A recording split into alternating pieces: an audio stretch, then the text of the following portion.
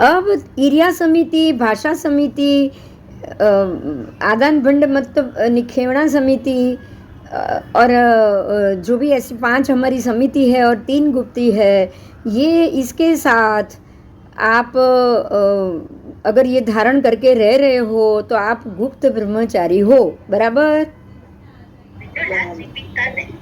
हाँ, શું? हाँ, रात्रि जागरण। रात्रि जागरण में, बुद्ध जागरण में तो हमें 5 समिति 3 गुप्ती के साथ ही करना है। तो ही आप, अगर आप इतना समझ लीजिए कि अगर आप पोषद में हो और या घर में भी हो तो अब्रह्म सेवन का आपने त्याग कर दिया हो और आप ब्रह्मचर्य धारण करके बैठे हुए हो और आप धर्म जागरिका के मामले में सोच रहे हो तो ही धर्म जागरिका। आप उसमें भी टीवी सुन रहे हो या भजन सुन रहे हो या आप एकेंद्रिय या जो अग्निकाय के जीव मर रहे हैं तो वो धर्म जागरिका, आपकी बुद्ध जागरिका नहीं कही जाएगी। समझ में आ रहा है? बात समझ में आ रही है? हाँ। अब सबसे महत्वपूर्ण बात मैं अभी बोल रही हूँ, बहुत से लोगों ने संवत्सरी प्रतिक्रमण या सारे प्रतिक्रमण भी टीवी में देख के किया है, म्यूजिक सुनकर किया है। बोलो, किया है कि नहीं? हाँ। अब आप सोचो कि या वो बुद्ध जागरिका हुई? नहीं। बोलो। नहीं। प्रतिक्रमण में तो पूरी के पूरे आप साधु के समान हो। हाँ। आप 5 जो हमारी समिति और 3 गुप्ती के धारक हो। हाँ। तो फिर आप एकेंद्रिय का जीव की हड़ना कैसे कर सकते हो, बताओ? नहीं, आप नहीं कर सकते। लाइट की उज्जे ही तक नहीं चलती है तो टीवी में देखकर तो कहाँ से चलेगा? समझ में आ रहा है? हाँ। हाँ। हाँ। हाँ।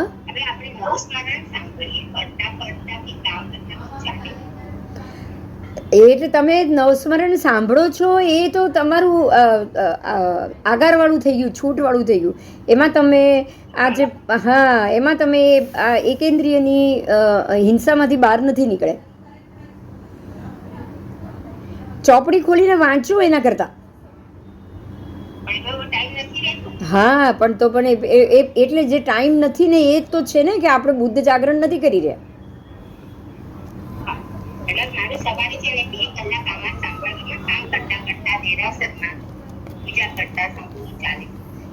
હા, એટલે એ પણ તમારું એ 2 કલાક માત્ર પુણ્ય બંધાય છે, કર્મ નથી ઘટતા, એટલું યાદ રાખવાનું. એ ધર્મ જાગરિકા નથી, માત્ર પુણ્યબંધનું કારણ છે. એના કરતાં ખાલી 2 કલાક તમે સાંભળો, એના કરતાં ખાલી અડધો કલાક ચોપડી ખોલીને વાંચી જશો ને તો એ શ્રેષ્ઠ થઈ જશે, એકદમ અતિ ઉત્તમ થઈ જશે, અતિ ઉત્તમ. એક સામાયિકમાં સમજાય છે વાત? આ બહુ એટલે સારું થયું. પ્રશ્ન કરો ને ત્યારે જ તમને આ વધારે ક્લિયર થશે કે આપણે શું કરી રહ્યા છીએ ને આપણે શું કરવાનું છે. સમજાય છે? જેટલું ભલે ને તમે 3 સ્મરણ વાંચો, અચ્છા, વાંચતા મોડે થતા જશે. આજે તમને 9 સ્મરણમાંથી હું સમજુ છું કે 9 સ્મરણને બેસી અને 1 કલાક લાગે તમને વાંચતા. આપણે સમજી શકાય છે કે ભાઈ આ અઘરું છે, પણ તમે નજરથી વાંચી મોડે હલાવવાની જરૂર નથી. જો મોડું હલાવો, હું બોલું કે ઓસે ગરમ પાસમ બંધાવી ગમણ બોલતી બોલું તો ભૂલ થાય ને. તમને નથી આવડતું તો ભૂલ ક્યારે થશે? હા, એટલે જો સમજો હું શું કહું, જે નથી આવડતું ને એને પણ આંખોથી વાંચી જાઓ, બસ. આંખોથી વાંચી તો શકો ને. હા, મોઢેથી બોલવાની જરૂર નથી.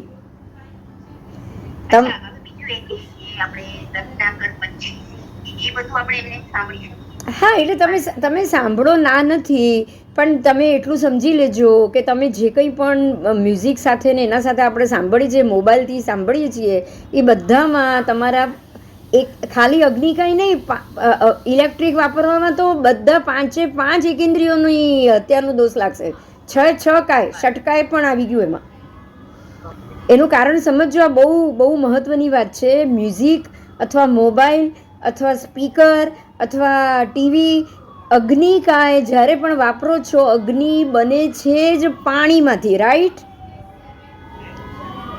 જો યાદ રાખો કે આજે પેલા બાંધ બાંધ્યા હોય ને ત્યાં એ પાણીને એ લોકો ઉછાળે, બરાબર?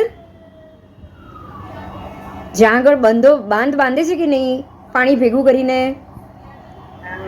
वो इलेक्ट्रिसिटी के लिए ही तो कर रहे हैं ना। इलेक्ट्रिसिटी पैदा करने के लिए ही पानी को बांधा जाता है, राइट? हाँ, तो अब वो पानी को बांधकर आप उसमें से इलेक्ट्रिसिटी उसको क्या किया जाता है पता है? वो जो जोर से वो जो चक्की होती है ना उसको घुमाया जाता है और पानी उड़ता है चारों तरफ। पानी के बीच में वो पानी उड़ने के कारण विद्युत पैदा होती है और उसको वो वायर में पास करा के इलेक्ट्रिक जो भी आपको जो भी अग्नि, अरे इसको क्या बोलते हैं, वीजળી मथक, आपको जहाँ जहाँ भी इलेक्ट्रॉनिक का जो आपको उसको क्या बोले मथक मिलेगा, वो सारा नदी या दरिया किनारे ही मिलेगा, या समंदर का किनारा होगा या नदी का किनारा होगा। समझ में आ रहा है? क्योंकि इलेक्ट्रिक है ना, वो मास पानी को पंखे के ऊपर फेंकने के कारण, और वो पंखा जोर से घूमता है और घूमने के कारण वो पानी भी उछलता है और इलेक्ट्रिक पैदा होती है। अब आप सोच सकते हो कि वो पानी जब उसके ऊपर गिरेगा, पंखों के ऊपर, कितने पंचेंद्रिय जल का जीव होंगे अंदर, सोच सकते हो आप? बोलो। आप ऐसे नहीं मछली मारोगे, ऐसे कछुए को नहीं मारोगे, ऐसे किसी भी के जीवों को आप नहीं मारोगे, लेकिन आप पंचेंद्रिय त्रस को जो मर रहे हैं ना, वो सबका दोष हम ले रहे इलेक्ट्रिक का उपयोग करके।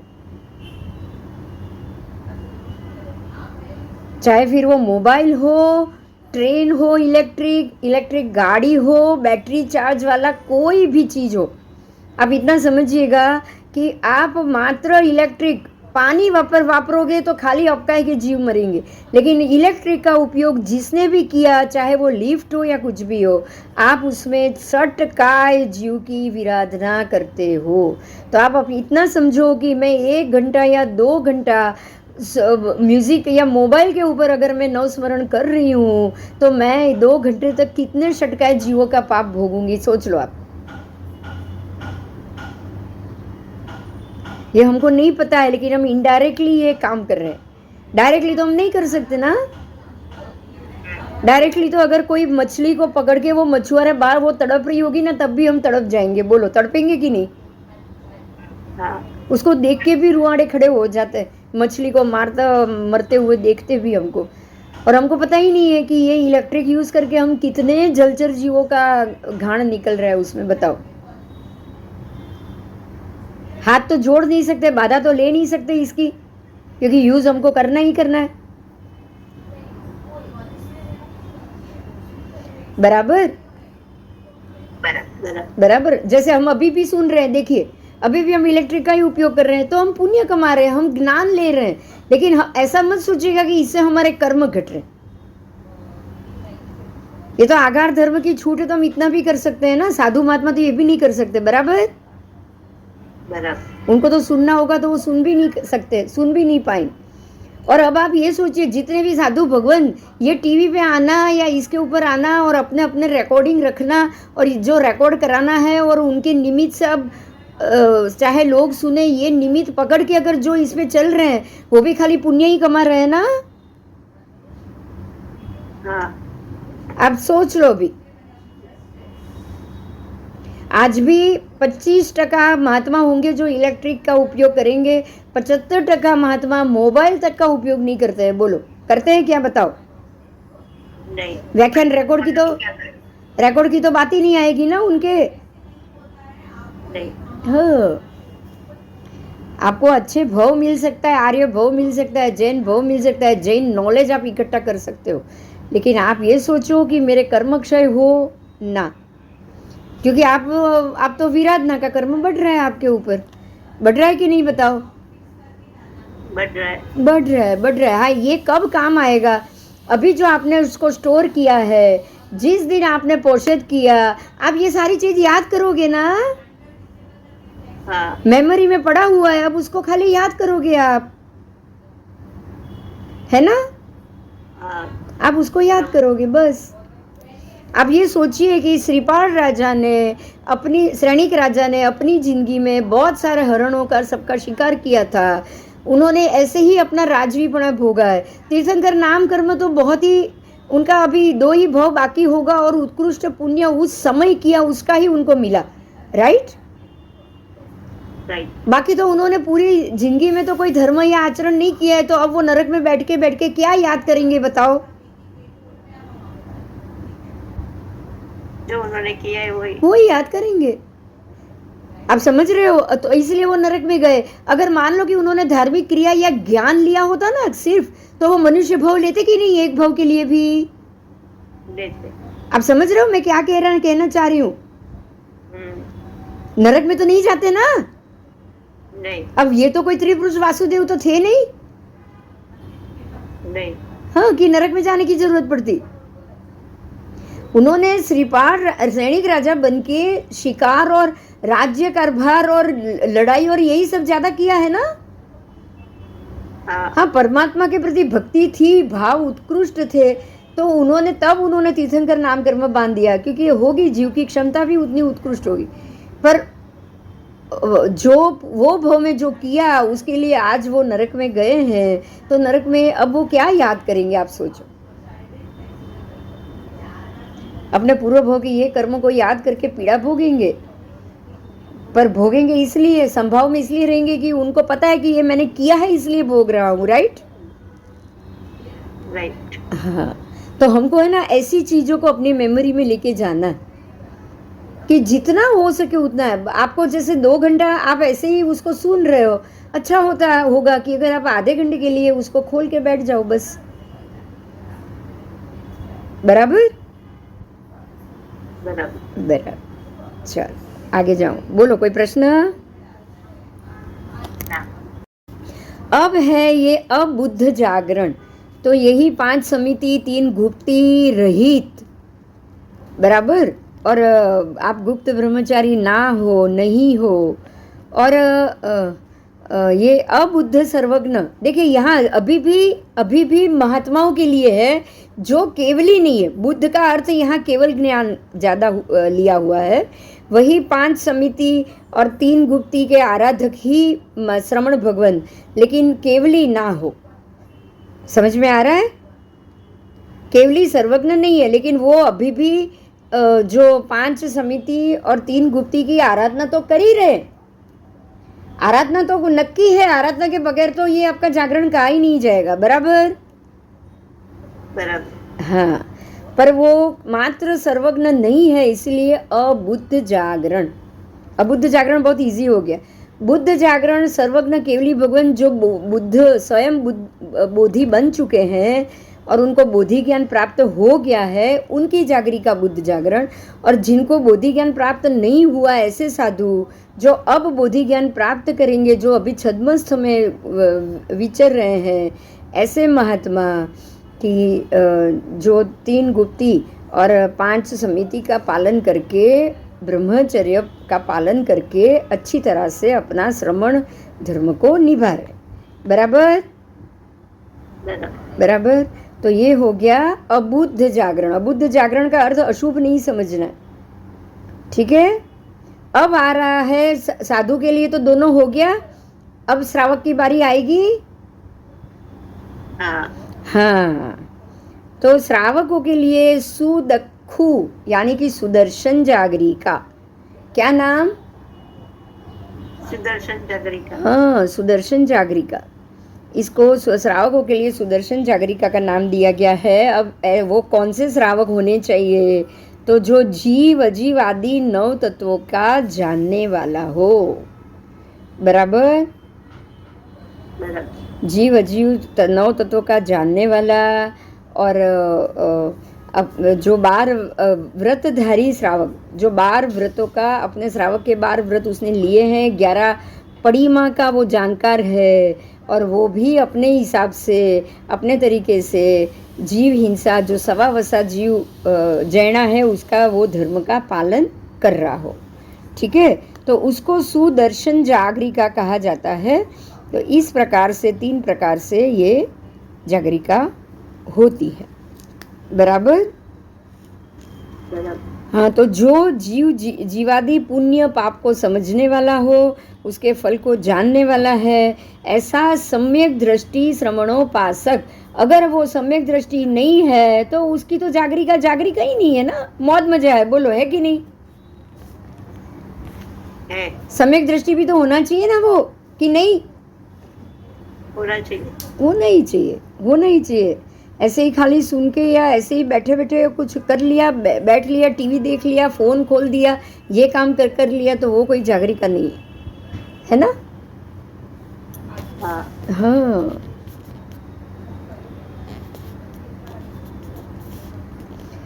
और श्रवणोपासक, सम्यक दृष्टि होना चाहिए, श्रवणोपासक होना चाहिए। समझ में आ रहा है? वो सम्यक दृष्टि भी होना चाहिए, श्रवणों का वो उपासक भी होना चाहिए। पौषध आदि समय में वो आत्मचिंतन रूप चिंतन भी करते होना चाहिए। ठीक है? तो अगर वो आप पौषध में हो या आप पौषध में ना भी हो, पर ऐसे ही खास धर्म जागरिका के लिए अगर आप शांति से बैठो बहुत अच्छी तरह से और जागरिका करो, तो आपका धर्म जागरण भी धर्म जागरिका होगा। तो ये तीसरा था सुदक्षु, यानी कि सुदर्शन जागरिका। बराबर। चलो હવે આગળ। अरे चलो, जय जिनेन्द्र, क्लास शुरू करते हैं। तो ये तीनों जागरिका की बात हुई। अब आगे शंख श्रवणोपासक ने परमात्मा महावीर स्वामी को वंदन किया। भगवान ने ये बताया था और पूछा कि क्रोध को वश होके आर्त बना हुआ जीव, देखिए आर्त ध्यान, और वो भी क्रोध से, अगर क्रोधित होकर आर्त ध्यान में रहा हुआ जीव क्या क्या बंद करता है, और किसका बंद करता है, किसका चय करता है, किसका उपचय करता है। बोलो, अगर हमको क्रोध आ जाए और हम आर्त ध्यान में ही रहे घंटों तक भी, इसने ऐसा क्यों, ऐसा किया, उसके ऊपर इतना हमको गुस्सा रहे, तो हम क्या क्या चीज़ बंद करते हैं, क्या क्या चीज़ और चय करते हैं, ग्रहण करते हैं, क्या क्या चीज़ का उपचय करते हैं, मतलब सत्ता में लेके जाते हैं। मालूम है आपको? बोलो, बहुत बढ़िया प्रश्न है ना? हाँ, ऐसा मौका तो बहुत आता है, लेकिन हमको नहीं पता है कि हम क्या बांधते हैं। परमात्मा क्या कह रहे हैं, सुनिए, सुनने जैसा है कि शंख श्रावक ने सवाल किया है, क्रोध को वश होकर आर्त बना हुआ जीव मात्र आयुष्य कर्म छोड़ के सातों कर्म बांधता है। बोलो, मात्र आयुष्य कर्म को शेष छोड़कर सातों के सातों शिथिल बंधन की प्रवृत्ति अगर आपने प्रकृति बांधी है तो उसको दृढ़ करते हैं। क्या करते हो आप? दृढ़ करते हैं। आप एक तो पहले गुस्सा करोगे, थोड़ा पहला शुरू का गुस्सा शिथिल होगा, बंद, लेकिन आप उसके अंदर ही और आर्त ध्यान में रहो और समय तक रहते जाओ, तो वो जो शिथिल बंदी उसको मजबूत करोगे कि नहीं? हाँ, आप उसको वो मजबूत, जो शिथिल बंधन की बांधी हुई सातों प्रकृतियों को दृढ़ बंधन वाली करता है। बराबर। इसी तरह मान को वश, कोई भी कषाय हो, मान को वश बनकर आर्त बने हुए जीव भी इसी प्रकार से सातों कर्म को बांधता है। माया तथा लोभ, ये उससे भी आर्त, चारों कषायों से एकदम गुस्सैल हुई बनी हुई व्यक्ति सातों के सातों प्रकृति को बांधती है। बराबर। अब ऐसे कषाय के परिणाम को क्यों प्रकट किया? क्योंकि अब वो जो श्रावक था ना, वो अंदर अंदर गुस्सा खा रहा था ना, कब का, शंख श्रावक के ऊपर, कि आपने हमको बताया नहीं और आप तो ऐसे ही चले गए और आपने ये खड़ा किया और आप तो आए ही नहीं, इस बात पे गुस्से थे ना। हाँ, इसीलिए परमात्मा ने खास करके शंख श्रावक को ये जवाब दिया। भगवान ने क्रोधादि कषाय का कारण बताया कि क्रोधादि कषाय को वश होता हुआ जीव जो भी शिथिल बांधी हुई जो सात कर्म प्रकृति, उनको दृढ़ बंधन वाली करता है, गाढ़ बंधन, जो अल्प काल में खत्म हो जाती, अगर आपको थोड़ा सा ठीक है, चलो किया कर दिया, कोई बात नहीं, उनकी इच्छा। हमको भी अगर मालूम पड़ता तो हम कर लेते, ऐसे आप नॉर्मल ले लो ना इस बात को। तो फिर आप ये जो मंद कषाय है उसको तीव्र पे नहीं लेके जाओगे, समझ में आ रहा है?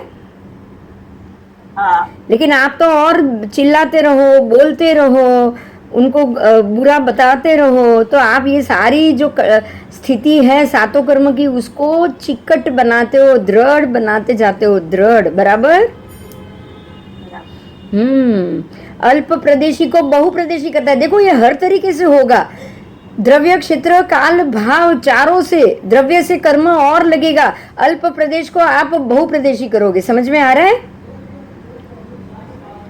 चारों कषाय से आप समझ लीजिए, जितना ज्यादा कषाय में आप रहोगे, आपका क्रोध रहे, आपका मान रहे, आपका माया रहे आपकी, या फिर आपका द्वेष रहे, आप ये चारों से जितने ज्यादा द्रव्य से आप उसके एरिया को बढ़ाओगे, कर्म का एरिया बढ़ेगा कि नहीं बताओ? बढ़ेगा। बढ़ेगा, बढ़ेगा। द्रव्य क्षेत्र से क्या बढ़ेगा आप सोचो, क्षेत्र से क्या बढ़ेगा आपका? द्रव्य से वो धीरे धीरे उसके पड़ड़ घाट बनते गए, घाट बनते गए, मतलब द्रव्य और लगता गया, और लगता गया, बराबर।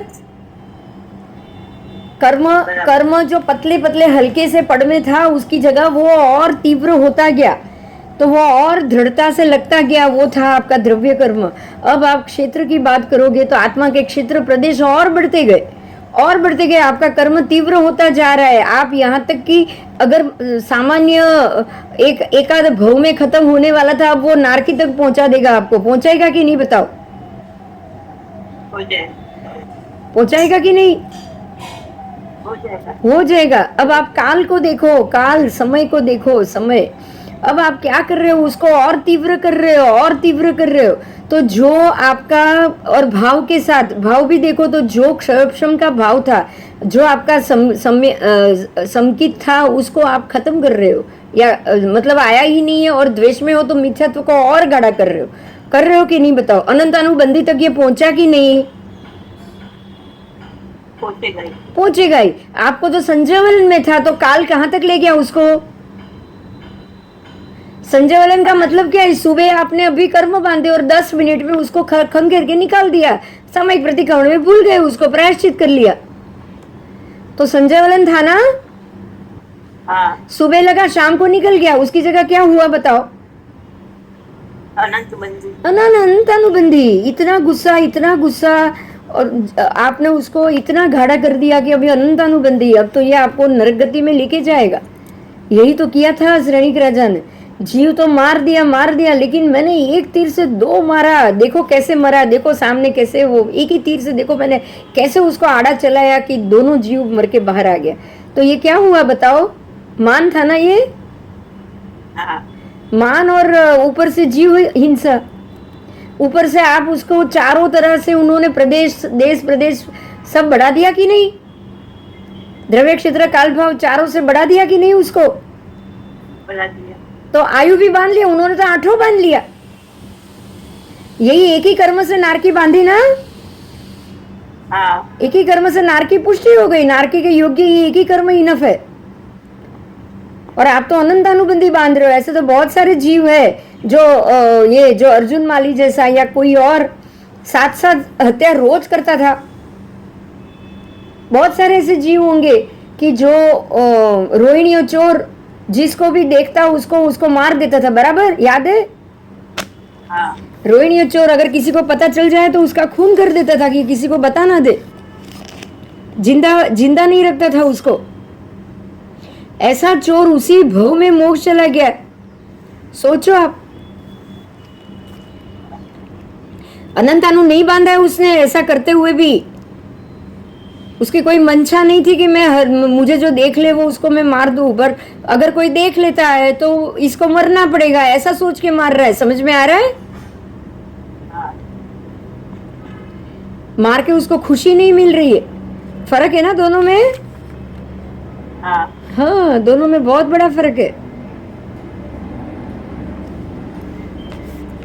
ठीक है, तो जो पुष्कली आदि श्रावकों को संघ प्रति जो क्रोध उत्पन्न हुआ था उसको शांत करने के लिए परमात्मा ये उपदेश दे रहे हैं, और मंद अनुभाग को तीव्र अनुभाग वाला नहीं बांधने के लिए समझा रहे हैं। बराबर। अल्प प्रदेशी को बहु प्रदेशी मत करो। आयुष्य कर्म तो कदाचित बांधे, लेकिन देखिए अल्प प्रदेशी से बहु प्रदेशी हो गया ना, निकाचित बांध दिया तो आयुष्य भी बन गया कि नहीं? सैनिक राजा ने तो बांध ही दिया कि नहीं, बताओ? होशियारी मारने में ही बांधा ना, हाँ कि देखो मैं, मेरी होशियारी कितनी है, मेरा मैं कैसा बड़ा, कितना बड़ा तीरंदाज हूं, इसमें ही उन्होंने बांधा कि नहीं? हाँ हाँ। और मरीचि ने भी उसी में बांधा था ना, कि देखो मेरा कुल कितना उच्च है। नीच गोत्र कर्म बांधा था ना। हाँ हाँ, क्योंकि तीव्र अनुभाग ले लिया था, तीव्र अनुभाग। ओघो लेकर नाच रहा है वो, तो तीव्र अनुभाग हो गया।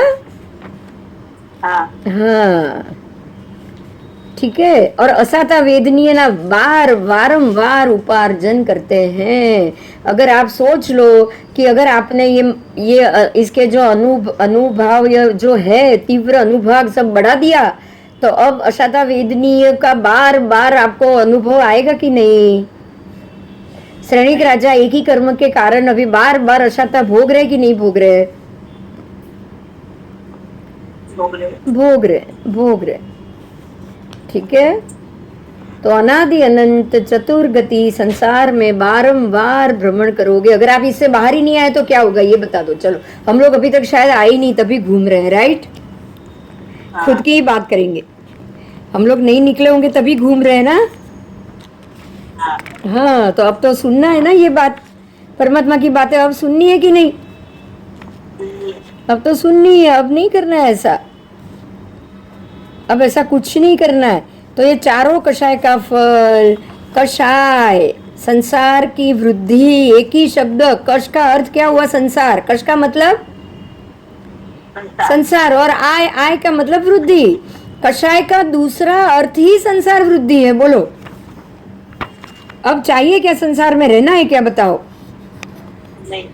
हाँ, अब नहीं रहना है भाई, अब नहीं चलेगा। तो हमको करना क्या है? कम। अगर हमको संसार में नहीं रहना है तो हमको घटाना क्या है? बताओ। कषाय को घटाना ही पड़ेगा, कुछ भी हो जाए घटाना ही पड़ेगा। बराबर। अब श्रमणोपासकों ने शंख श्रावक की क्षमा याचना की। भगवान ने इतनी सारी बात बता दी, फिर वो क्या करते बताओ?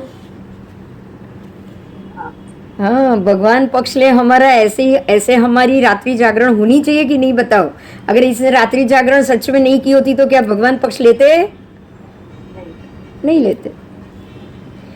तो भगवान महावीर के पास क्रोधादि कषाय का तीव्र और कड़वा फल, तीव्र और कटु फल सुनने के बाद, और उसका अवधारण किया सब श्रावकों ने, श्रमणोपासकों ने, और उसी समय उन्होंने भयभीत और त्रस्त और दुखित और संसार के भय से वो उद्विग्न हो गए, और उन्होंने सोचा कि हमने ऐसा कर्म किया है जो संसार वृद्धि का है, हमने कषाय किया है, हमें उसका प्रायश्चित तुरंत करना पड़ेगा। तो जैसे ही वो भगवान ने बात बताई, भगवान को वंदन नमस्कार करके वो सीधे शंख श्रावक के पास चले गए और जाकर उनको भी वंदन नमस्कार किया, विनय व्यवहार किया, और अपने अविनय रूप अपराध को माफ करने के लिए बार बार उन्होंने क्षमा याचना मांगी। बराबर। और ऐसे क्षमा याचना मांगने के बाद उन्होंने, श्रमणोपासकों ने भगवान को कुछ सवाल किया। अब वो भी करेंगे ना, मन करेगा ना सबका जानने का। तो उन्होंने कुछ सवाल किए गए। अब जो प्रश्न आ रहा है गौतम स्वामी का है। गौतम स्वामी समझ गए कि भगवान ने पक्ष लिया है, जरूर अब ये बहुत जल्दी छूटने वाले होंगे। बराबर। ભગવાન જેના વખાણ કરે એને તો આપણે એવું માનવાનું ને કે હવે આ બહુ જલ્દી સરળ જીવ છે ને અહીંયાથી બહુ જલ્દી છૂટા થવાના છે. બોલો. હા, જીવની સરળતા હોય ત્યારે જ ભગવાન વખાણે, બાકી નહીં. है ना? तो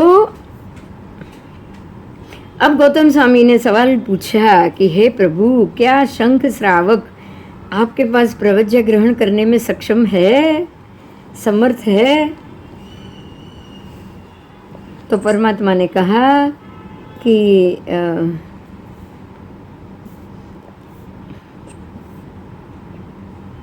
उन्होंने उनका उज्जवल भविष्य प्रकट किया है और अनेक वर्षों की श्रावक पर्याय का पालन करके वो स्वधर्म देवलोक में देव के रूप में वो जन्म लेंगे और वहाँ से चवित होकर महाविद्य में जाके सिद्ध होंगे, मगर वो ये भव में दीक्षा लेंगे नहीं। भगवान ने ये बता दिया कि वो यहाँ से श्रावक पर्याय का पालन करेंगे अनेक वर्षों तक, वो दीक्षा लेने में समर्थ नहीं है।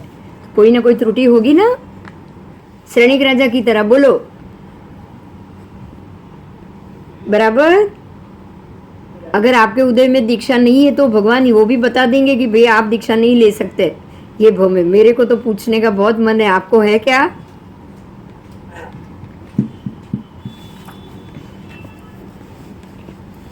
तो इस प्रकार से शंख श्रावक भी श्रावक पर्याय का पालन करके स्वधर्म देवलोक में देव के रूप में जाएंगे और वहाँ से चवित होकर महाविद्य में सिद्ध होंगे। मतलब तीसरे भव में सिद्ध गति आ गई।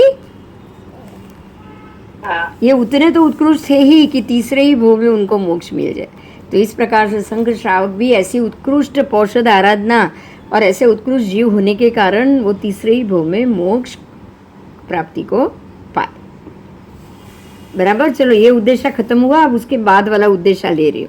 कोई प्रश्न है तो बताओ। 1-2 मिनट, जिनको पानी वापरना है वापर लो, सबके तपस्वी हो आप, ठीक है। 5 मिनट का ले लो इंटरवल, पानी वापर लो, मैं अब आ रही हूँ, ठीक है। अभी 12वां शतक 12वां आ रहा है, उद्देश्य दूसरा, उसमें 12वां ही मेरे ख्याल से चल रहा है, दूसरा उद्देश्य जयंती श्राविका की बात है। और ये भी आपको बताना है कि परमात्मा ने 3 श्राविकाओं का खास उल्लेख किया। चौथी जो थी चंदना, उनको वो उगारने गए, और सुलसा, जयंती और चंदन रेवती, 3 श्राविका को उन्होंने बहुत ही याद करके उन्होंने खास मिच्छामी दुक्कड़म और ये सब भेजा भी था। तो ऐसे ही जयंती श्राविका है जो श्रवणोपासिका है। जो भी श्रवण के उपासक हो, साधु होगा तो भी उनको श्रवणोपासिका ही कहा जाएगा, श्रवणोपासक। और अगर कोई साधु नहीं, पुरुष होंगे कोई श्रावक होंगे तो उनको श्रवणोपासक कहते हैं शास्त्र में। और अगर श्राविका होगी तो उसको श्रवणोपासिका कहा जाता है। आइए, जयंती श्राविका की बात है। कौशाम्बी नगरी है, चंद्रावतरण नाम का उद्यान है। और कौशाम्बी नगरी में शतानिक राजा शतानिक है, उसके पौत्र चेटक राजा का दोहित्र और मृगावती रानी का आत्मज, मतलब मृगावती का पुत्र। रानी मृगावती और शतानिक राजा, अगर आपको ये कहानी पता है, कोई जानता है? चंदन बाला भी इसी के राज्य में रहती थी, मालूम है? चंड प्रद्योत राजा ने शतानिक राजा के ऊपर चढ़ाई की और शतानिक राजा को मार दिया। और मारने के बाद चंदनबाला और उनकी माता धारिणी देवी, वो दोनों वहाँ से भागे, क्योंकि वो चंड प्रद्योत राजा ने शतानिक राजा के नगर पर चढ़ाई की, शतानिक राजा को मार दिया। मृगावती जी पद्मावती थी, और पद्मावती को पकड़ने के, पद्मिनी को पकड़ने के लिए ये सब हुआ था। अब चंदनबाला और धारिणी देवी जो उनकी माता थी, वो दोनों वहाँ से भागे। लेकिन जो हाथी की अंबाड़ी में बैठकर वो लोग भागे थे, वो उसी के अस्वार ने ही उन पे थोड़ी कुदृष्टि डाली, तो उनकी माता ने तो जीभ कचर कर उसी वक्त प्राण दे दिए। लेकिन चंदनबाला को पकड़ के वो जो गजपालक था वो उनको लेकर गया, और चंदनबाला को उन्होंने नगरी में बेचने के लिए रखा।